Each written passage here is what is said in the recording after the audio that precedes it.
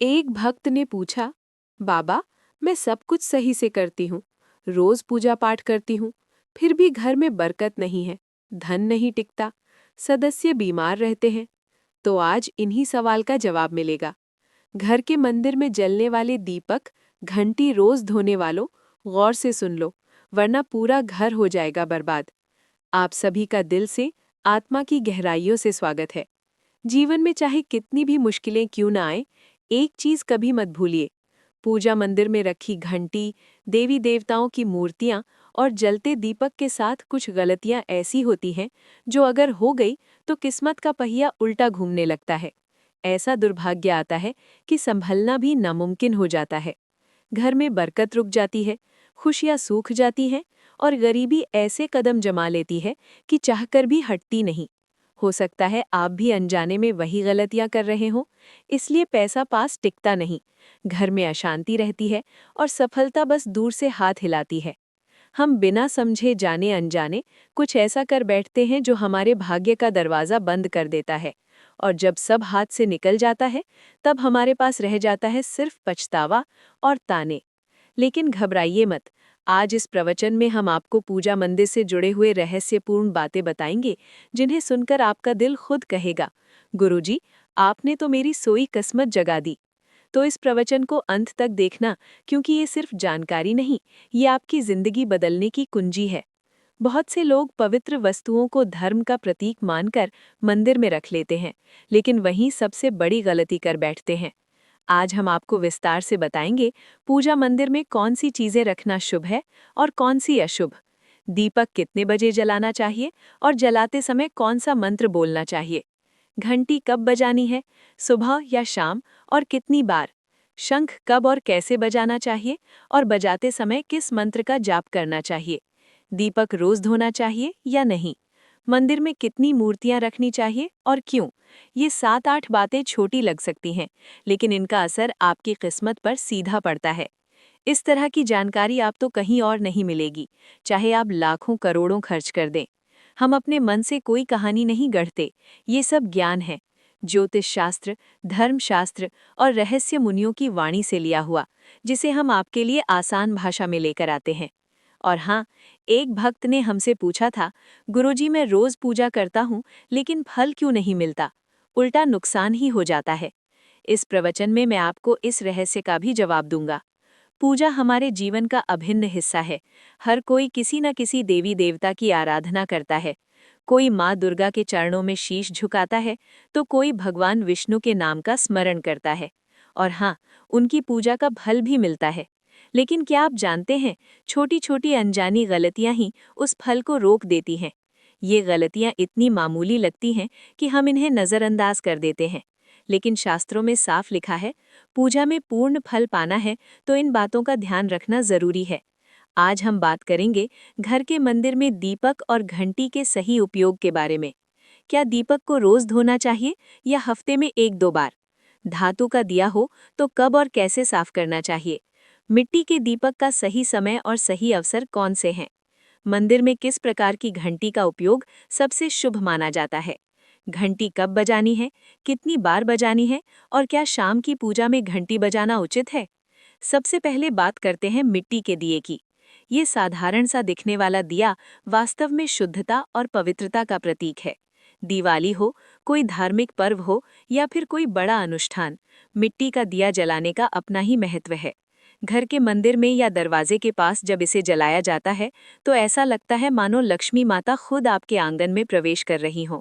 लेकिन ध्यान दीजिए, जब ये दिया मंदिर में रखा जाता है तो इसके नियम बदल जाते हैं। मिट्टी का दिया एक बार जलाने के बाद दोबारा मंदिर में नहीं रखना चाहिए। हर बार नया मिट्टी का दिया ही उपयोग करना शुभ माना गया है। ऐसा करने से वास्तु दोष दूर रहता है और घर में बरकत बनी रहती है। अब आगे इस प्रवचन में हम जानेंगे मंदिर की घंटी से जुड़े हुए रहस्य, जो शायद आपको पहले कभी नहीं बताए गए। अब आते हैं धातु के दिए पर। आपने देखा होगा कि लोग पीतल या तांबे के दिए इस्तेमाल करते हैं। ये न केवल सुंदर होते हैं, बल्कि इनका धार्मिक महत्व भी अत्यंत गहरा है। लेकिन इन्हें सिर्फ जलाना काफी नहीं है, इनकी शुद्धि भी उतनी ही जरूरी है। इन्हें रोज धोकर, खासकर गंगा जल से साफ करना चाहिए।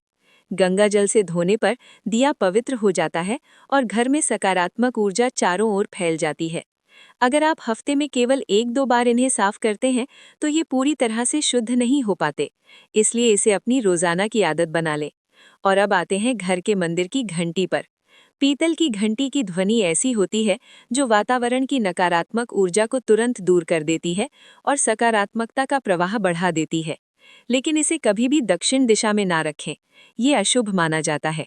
घंटी को हमेशा पूजा स्थल के पास या मंदिर के प्रवेश द्वार पर रखें। सबसे शुभ घंटी वो होती है जिस पर गरुड़ की नक्काशी हो। इसे गरुड़ घंटी कहते हैं और इसे अत्यंत पवित्र व फलदायक माना गया है। अब सवाल आता है, घंटी कितनी बार बजानी चाहिए?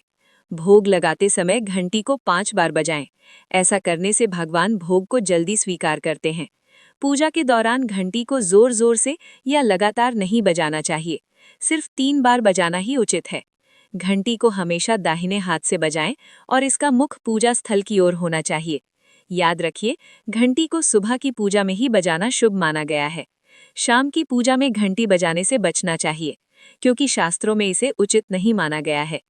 इन नियमों का पालन करने से आपका पूजा पाठ कई गुना अधिक फलदायक और प्रभावी हो जाएगा। ये बातें छोटी लग सकती हैं, लेकिन इनका असर आपकी किस्मत पर गहरा पड़ता है।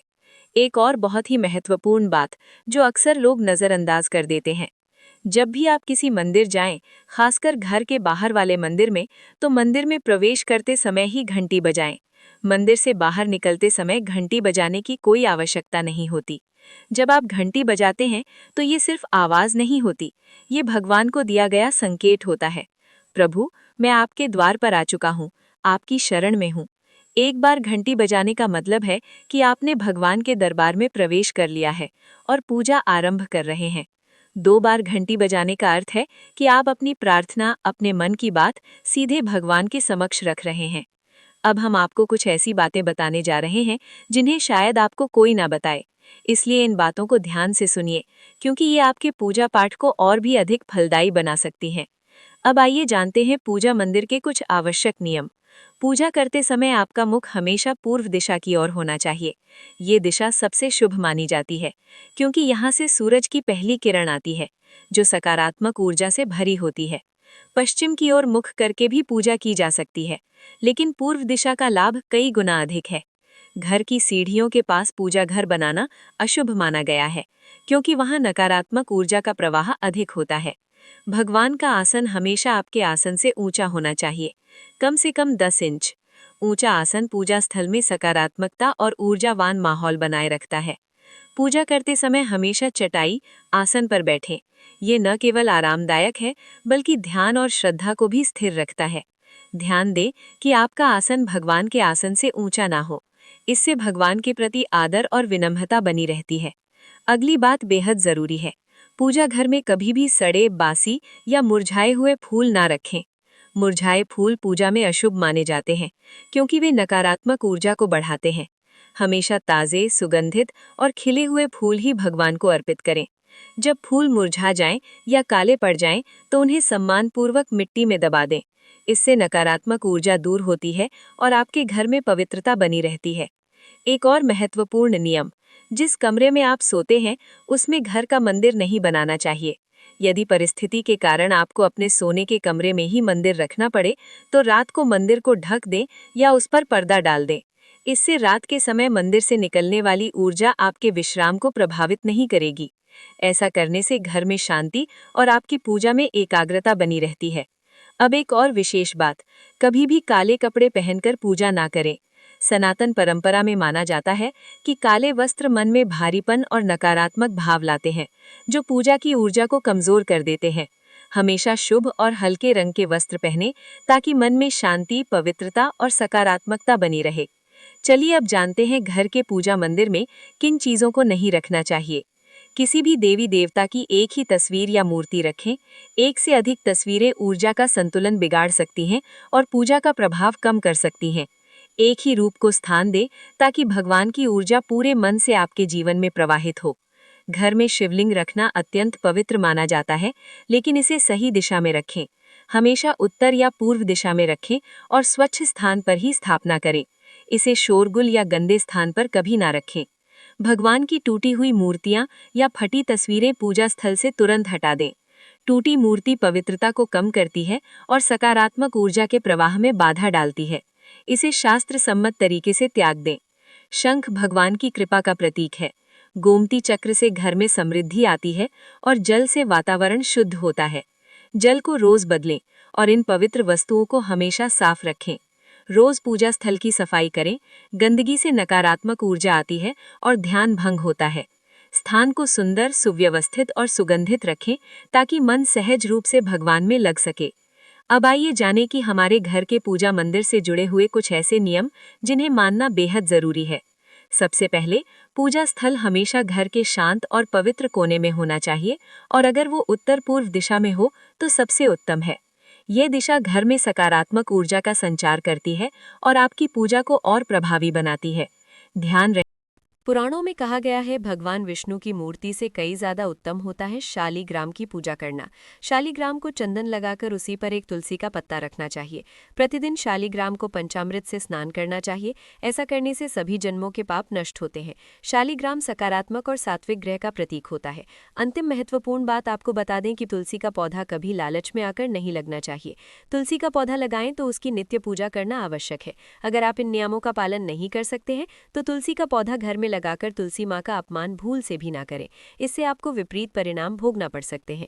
तो भक्तों, इस प्रकार से आप तुलसी के गमले में ये चीज़ अवश्य रखें और सच्ची श्रद्धा से तुलसी के पौधे की देखभाल करें। माँ लक्ष्मी आपके जीवन में खुशियाँ और धन संपत्ति लेकर आएंगी और साल 2026 में आप धनवान बन जाओगे क्योंकि माता लक्ष्मी आपसे प्रसन्न हो जाएंगी। अपने तुलसी के पौधे की नित्य पूजा करके माता लक्ष्मी को प्रसन्न कर लिया है और 2026 में आप धनवान बन जाओगे। इसका रिजल्ट आपको इसी महीने में देखना प्रारंभ हो जाएगा। अगर आप इस उपाय को ऊपरी मन से करते हैं तो आपको कोई लाभ की प्राप्ति नहीं होगी। आपकी पूजा करने का कोई फल आपको नहीं मिलेगा। विष्णु भगवान का किसी भी रूप में पूजन मानव मात्र की समस्त मनोकामनाएं पूर्ण करता है। भगवान राम हालांकि स्वयं विष्णु भगवान के अवतार थे, लेकिन अपनी लीलाओं के चलते प्राणियों को सद्मार्ग दिखाने के लिए उन्होंने विष्णु भगवान के निमित्त इस व्रत को किया। विजय की इच्छा रखने वाला कोई भी मनुष्य इस व्रत को करके अनंत फल का भागी बनता है। चाहे एक मृत प्राणी मात्र को हर क्षेत्र में विजय की प्रदान करता है। चाहे ये हिंदू धर्म में विशेष महत्व रखती है। ये व्रत भगवान विष्णु को समर्पित है। इस साल जया एकादशी व्रत 29 जनवरी गुरुवार को है। एकादशी व्रत भगवान विष्णु को समर्पित है। मान्यता है कि एकादशी व्रत करने से पापों से मुक्ति मिलती है और जीवन में सुख समृद्धि आती है। साथ ही व्यक्ति सभी सुखों को भोगकर अंत में विष्णु धाम को जाता है। एकादशी व्रत में भगवान विष्णु की विधि विधान के साथ पूजा अर्चना की जाती है। भक्ति और सत्संग में मन लगाएं। 2026 में जया एकादशी का पावन व्रत 29 जनवरी 2026 गुरुवार को रखा जाएगा, क्योंकि माघ मास के शुक्ल पक्ष की एकादशी तिथि 28 जनवरी की शाम से प्रारंभ होकर 29 जनवरी दोपहर तक रहेगी और उदया तिथि के अनुसार व्रत 29 जनवरी को ही मान्य है। इस दिन प्रातः ब्रह्म मुहूर्त में उठकर स्नान करें, स्वच्छ वस्त्र धारण करें और घर के मंदिर में भगवान विष्णु या लक्ष्मी नारायण की पूजा करें। दीपक जलाएं, धूप, अगरबत्ती, फूल और विशेष रूप से तुलसी दल अर्पित करें। ओम नमो भगवते वासुदेवाय मंत्र का जाप करें और जया एकादशी व्रत कथा का पाठ करें। व्रत रखने वाले भक्तों को पूरे दिन सात्विक आचरण रखना चाहिए। मन में किसी के प्रति द्वेष, क्रोध या नकारात्मक भावना ना लाएं और यथासंभव भजन, कीर्तन व भगवान का स्मरण करते रहें। इस दिन अनाज, चावल, गेहूं, दालें, मांस, मदिरा, प्याज, लहसुन का सेवन पूरी तरह वर्जित माना गया है। साथ ही झूठ बोलना, विवाद करना, निंदा करना और आलस्य करना भी नहीं करना चाहिए, क्योंकि इससे व्रत का पूर्ण फल प्राप्त नहीं होता। जो भक्त निर्जल व्रत न रख सके वे फलाहार या दूध फल का सेवन कर सकते हैं। व्रत का पारण 30 जनवरी 2026 को सुबह के शुभ समय में भगवान विष्णु को भोग अर्पित करने के बाद करना चाहिए। शास्त्रों के अनुसार जया एकादशी का व्रत करने से पापों का नाश, मन की शुद्धि, दुख कष्टों से मुक्ति और भगवान विष्णु की विशेष कृपा प्राप्त होती है। भक्तों, ये तमाम जानकारी जन रुचि को ध्यान में रखकर दी जा रही है। वास्तुशास्त्र के उपाय को अपनी आस्था और विश्वास पर आजमाएं। हमारा चैनल इस वीडियो के द्वारा किसी भी प्रकार का कोई दावा नहीं करता है। आज की ये जानकारी अगर आपको पसंद आई हो तो इस वीडियो को एक लाइक करके आपके अपने चैनल को सब्सक्राइब कर लें और बेल नोटिफिकेशन को ऑन एल पर सेट जरूर करें। जय श्री राम। दोस्तों, बोलो पार्वती पते, हर हर महादेव। ओम नमः शिवाय। प्रिय भक्तों, आप सभी को भगवान के द्वारा दिए गए एक अनमोल तोहफे के बारे में बताऊंगी, जिस तोहफे को हम मात्र एक कचरा समझकर फेंक देते हैं। असल में ये कचरा नहीं, हीरे से भी बढ़कर है। आज की वीडियो का विषय बहुत ही सुंदर है, बहुत ही ज्ञानवर्धक वीडियो है और आप कहीं भी चले जाएं ऐसी जानकारी आपको कोई नहीं बताएगा। इस वीडियो में आप अपना तो भला करेंगे ही, साथ ही साथ दूसरों का भी भला कर पाएंगे। दोस्तों, इस वीडियो को आज बिल्कुल भी मिस मत कीजिएगा। वीडियो को अंत तक जरूर मेरा आप सभी से हाथ जोड़कर अनुरोध है। आज मैं आप लोगों को धूप घास के चमत्कारी उपाय बताऊंगी। तंत्र हो या फिर मंत्र हो, हर तरीके से कैसे आप एक छोटी सी धूप से फायदा ले सकते हैं, आज की इस वीडियो में बहुत ही साधारण तरीके से जनसाधारण भाषा में आप सभी को बताऊंगी। ये वे उपाय हैं जो आपके जीवन को बदल कर रख देंगे। ये आपके जीवन में पूरी तरीके से बदलाव लाएंगे। और धूप घास कोई साधारण घास नहीं होती है। आपने देखा, पूजा पाठ में जितने भी हमारे हिंदू धर्म में अनुष्ठान होते हैं, इनमें धूप घास का उपाय जरूर ही होता है। तो दोस्तों, धूप घास चमत्कारी शक्तियों से भरी हुई होती है। स्वयं इसकी जड़ में माँ गंगा बसती है और इसकी गुप्त जानकारी बहुत ही कम लोगों के पास होती है। धूप घास देवी दुर्गा तथा प्रभु श्री गणेश को चढ़ाई जाती है। इसे देवी दुर्गा और भगवान गणेश जी बहुत ही जल्दी प्रसन्न भी हो जाते हैं और प्राचीन शास्त्रों में इसके अनगिनत चमत्कारी फायदे बताए गए हैं। तो इनमें से मैं आप लोगों को कुछ ऐसे आयुर्वेदिक और तांत्रिक उपाय और फायदे बताऊंगी कि आप खुद सुनकर के चौंक जाएंगे। तो करना क्या है, सबसे पहले तो आप इसके लाभ हासिल करने के लिए हमारे इस वीडियो को लाइक कर दीजिए और चैनल श्री शिवाय टीवी को सब्सक्राइब जरूर करें। सच्चे दिल से कमेंट बॉक्स में ओम नमः शिवाय जरूर ही लिख दीजिए। अब आपको ऐसा क्या करना है, ध्यान से सुनते हुए चलिए। दोस्तों, जितने भी पौधे हैं, वनस्पतियां हैं, ये सब भगवान शंकर जी के द्वारा ही उत्पन्न हुई हैं। दोस्तों, ये धूप घास है और ये हमारे भारतवर्ष में यत्र सर्वत्र हर जगह आसानी से देखने को मिल जाती है। ये जो धूप घास है वो आप अपने घर के आसपास, चाहे आप किसी भी स्टेट में रहते हो, किसी भी राज्य में, किसी भी देश या किसी भी गांव या शहर में रहते हो, आपको आसानी से कहीं भी देखने को मिल ही जाती है। धूप घास की एक खासियत है कि ये कम पानी में भी पनप जाती है, यानी कि ये कम पानी में भी अपना जीवन यापन कर लेती है। और जिस जगह पर धूप घास लगी होती है, थोड़ी सी अगर आप लगा दें तो ये अपने आप ही पूरी तरीके से वहां पर फैल जाती है। आजकल तो लोग अपने घर की सुंदरता को बढ़ाने के लिए भी इसी घास का उपाय करते हैं और वहीं कुछ लोग आर्टिफिशियल घास का भी उपाय करते हैं। लेकिन हम यही कहेंगे कि आप आर्टिफिशियल की तरफ नहीं, बल्कि नेचुरल घास को अपने घर के वातावरण में थोड़ा सा स्थान जरूर दें। ये आपके वातावरण को बिल्कुल ही सुखमय बना देता है। इसकी दिव्य शक्तियों का वास आपके घर में बढ़ता चला जाता है। इसके अलौकिक फायदे भी मैं आपको बताऊंगी, लेकिन सर्वप्रथम इसके आयुर्वेदिक उपाय आपको बताती हूँ। इसके बाद मैं आपको इसके दैव्य चमत्कारी उपाय भी बताऊंगी। ये दोनों ही उपाय आपको जानना बेहद जरूरी है। इसके उपाय जानने के बाद आप जो है डॉक्टरी दवाइयों की तरह बिल्कुल भी नहीं भाग पाएंगे। आप अपने निजी जीवन में चल रही हर एक तरह की परेशानी, हर एक तरह के कष्ट इसी साधारण धूप से ठीक कर पाएंगे। बस इस वीडियो को पूरा अंत तक जरूर देखिएगा। आपने देखा भी होगा कि कई लोग जो साधक होते हैं, जो जंगल में रहते हैं, जो लोग अपनी साधना को संपन्न करते हैं, ऐसे लोग धूप घास का उपाय जरूर ही करते हैं। किस तरह से उपाय करते हैं? जैसे जो साधक लोग होते हैं वो लंबे समय तक देवी देवताओं का अनुष्ठान करते ही रहते हैं, साधना कर रहे होते हैं। वो चाहते हैं कि उन्हें भूख ना लगे, लंबे समय तक उन्हें ना लगे और उन्हें खाने पीने की जरूरत ही ना पड़े। तो ऐसे व्यक्ति आज भी जो जंगल में रहते हैं, संत महात्मा लोग, ऐसे लोग धूप घास के रस का उपाय करते हैं। धूप घास का रस निकाल करके वो उसको पीते हैं, जिसकी वजह से 21 दिनों तक वे भूखे रह सकते हैं। आप 21 दिन तक बहुत ही आसानी से साधना को संपन्न कर सकते हैं। हमने एक गुरुजी से इसके बारे में चर्चा भी की थी, तो उन्होंने बताया कि ये शरीर की तासीर को ठंडा रखती है, ये हमारी बुद्धि को भी तीव्र कर काम करती है। दोस्तों, भगवान श्री गणेश की बुद्धि की तरह ही आपकी भी बुद्धि बढ़ जाएगी। इसका प्रतिदिन रसपान करने से मन भी शांत रहता है। जैसे मन में अगर कोई चिड़चिड़ापन है या गर्मी के कारण किसी कारणवश मन हमेशा शांत नहीं रहता है, नींद नहीं आती है, यहाँ तक कि आयुर्वेद में सांस और बीपी की बीमारी को ठीक करने में भी ये रामबाण तरीके से कार्य करता है। इसका 1 कप रस निकाल के प्रतिदिन 1 महीने तक रस पीने से सांस और बीपी की बीमारी जड़ से ठीक आती है। और चलिए अब मैं आप लोगों को इसके कुछ दिव्य उपाय बताती हूँ, लेकिन उससे पहले वीडियो को आप पूरा अंत तक जरूर देखिएगा। मेरी आप सभी से रिक्वेस्ट है, एक बार फिर से बोल रही हूँ, आधा बीच में छोड़कर जाने की गलती मत कीजिएगा, क्योंकि आधा अधूरा जो ज्ञान होता है वो खतरनाक ही साबित होता है। दोस्तों, अधूरा ज्ञान लटकती हुई तलवार के समान होता है, इसलिए जानकारी पूरा होना बहुत जरूरी है और जानकारी के अभाव में आप सही निर्णय भी नहीं ले पाते हैं। और इस वीडियो के आखिर में मैं आपको एक ऐसा गुप्त उपाय बताऊंगी जो कि आपको धनवान बनाकर रख देगा और आपके जीवन के सारे कष्टों को हर लेगा। दोस्तों, इसके तांत्रिक चमत्कारी उपाय और धार्मिक उपाय इस तरह से हैं। इसे पीस करके इसका तिलक लगाने से, अर्थात जड़ को पीस करके, यानी कि जो घास की जड़ होती है उसे पीस करके धूप घास को, सफेद धूप घास को आपको लेना है।